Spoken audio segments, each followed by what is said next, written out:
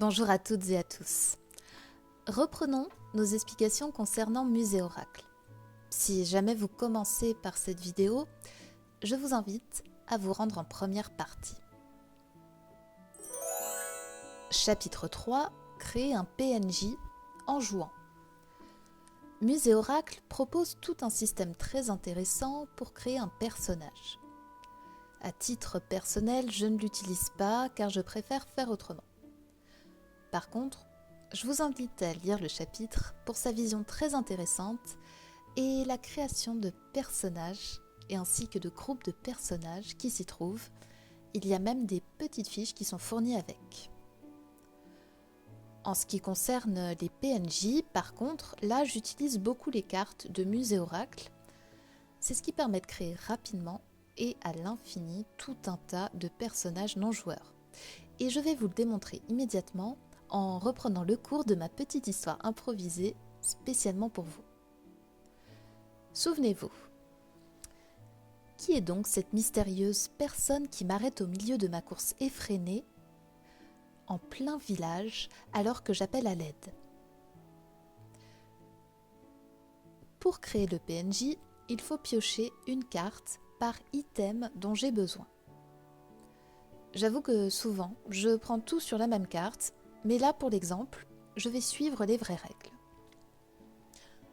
Le verbe « désarmer » plus l'adjectif « mou ». Quelqu'un vient mollement me désarmer. À quoi ressemble-t-il, ressemble-t-elle? L'apparence est légère. Je vais imaginer que c'est un homme mince et de petite taille. Motivation, devenir une divinité. Trait de caractère, cabotin. Secret, gardien d'un objet sacré. Relation, vendeur à client. Sentiment, il est intrigué par la situation, mais il me considère avec indifférence. Ce PNJ, que je vais appeler Elwin, je vais dire que c'est un jeune homme svelte, pâle et de faible constitution. Il fait partie d'une secte itinérante qui propose de petits services ou qui vend des objets d'artisanat, tout en pratiquant un culte étrange nommé le chemin de Genova. On les croise parfois dans les villages, on les tolère la plupart du temps, mais on les évite. Elwin est installé depuis quelques jours avec un de ses semblables et ils étaient certainement sur le point de repartir. Je vais aussi demander à l'oracle s'il y a du monde dans le village à ce moment autour de nous. Et je tire une carte qui me dit « non mais ».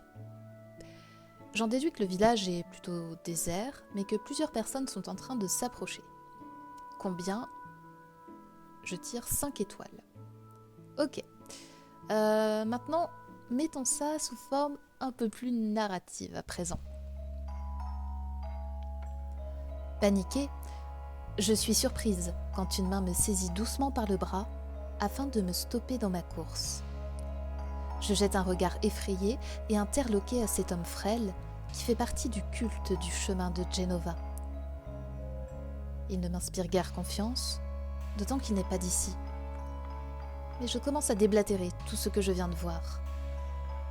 Pendant ce temps, un petit groupe de villageois se forme autour de nous pour écouter mon court récit.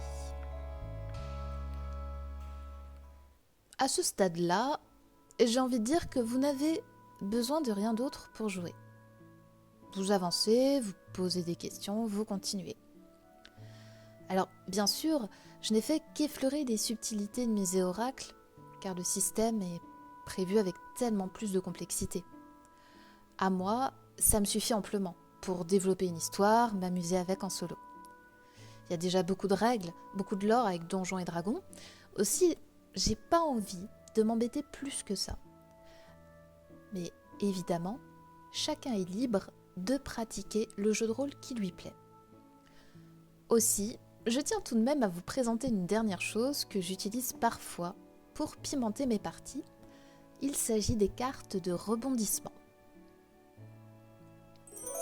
Chapitre 4. Les rebondissements. Première option. Vous les laissez intervenir au hasard en les mélangeant au reste du paquet. Deuxième option, celle que je préfère. À chaque changement de lieu ou de fin de scène, vous tirez une carte rebondissement. Alors, je vous en affiche une pour vous montrer. Voilà. Quand vous tirez une carte rebondissement, vous commencez par regarder sur lequel des 10 mots du cadre vous êtes tombé. Ce sont toujours les 10 mêmes mots cette fois-ci. Si vous avez obtenu menace, votre menace en cours va s'intensifier. Par exemple, dans mon cas, plus de zombies ou des zombies beaucoup plus près. Avec le mot ailleurs, eh bien, pendant ce temps-là, ailleurs, quelque chose d'impactant se produit. Avec le mot coïncidence, comme par hasard, quelque chose d'important fait sens. Un PJ, eh bien c'est un rebondissement qui va vous concerner. Nouveau PNJ, vous créez et vous faites intervenir un nouveau PNJ. Conflit, eh bien c'est un conflit, soit une guerre mondiale, une dispute d'intérêt ou même une brève saute d'humeur, de l'ampleur qui vous intéresse. Si vous tombez sur le mot PNJ, il faut que vous piochez une autre carte à côté du paquet de jeux classique et vous regardez le symbole mathématique. Si vous avez PNJ+, eh bien c'est un de vos PNJ qui revient dans l'histoire.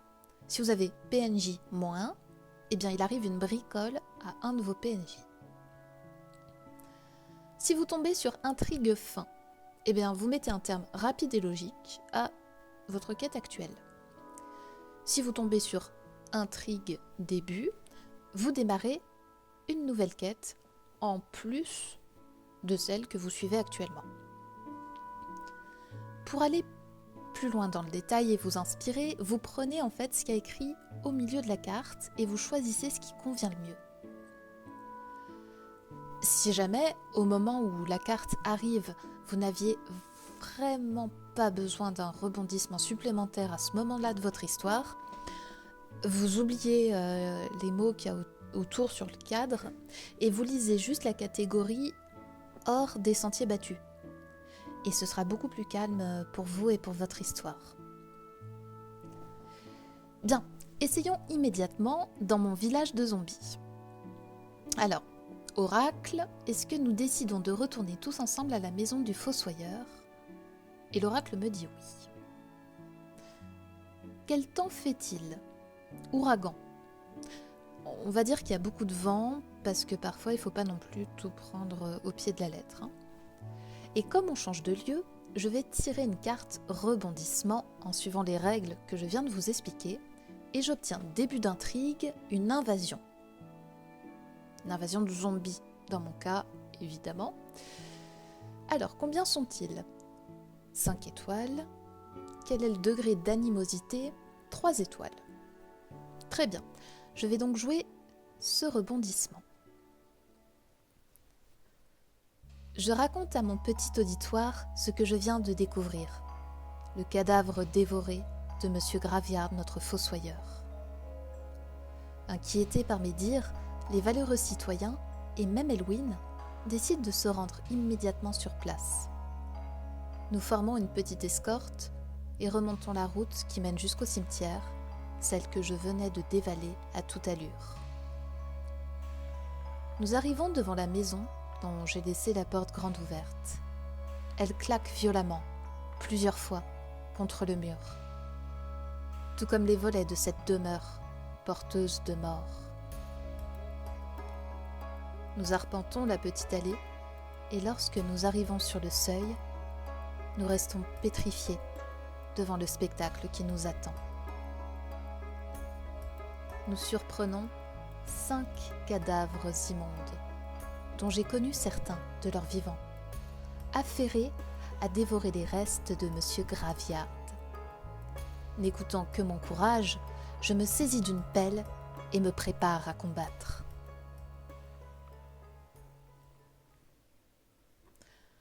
Comme vous le voyez, je n'ai pas été chercher midi à 14h pour créer mon rebondissement.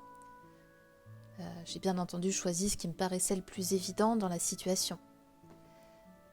Si je devais émettre une critique, je dirais que ce système de rebondissement est un petit peu lourd et personnellement, je préfère parfois combiner avec d'autres systèmes de jeux de rôle solo pour jouer de manière plus fluide.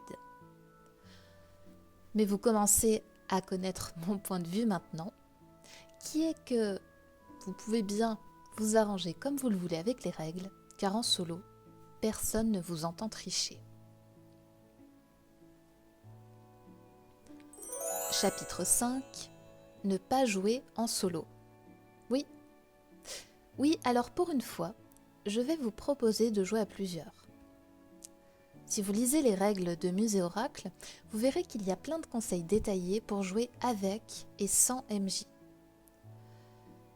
Je n'ai pas testé, aussi je ne suis pas très bien placée pour vous conseiller sur la manière de faire, mais je pense que la façon la plus agréable et naturelle d'utiliser cette possibilité, pour moi en tout cas, ce serait de le faire à deux en narration partagée.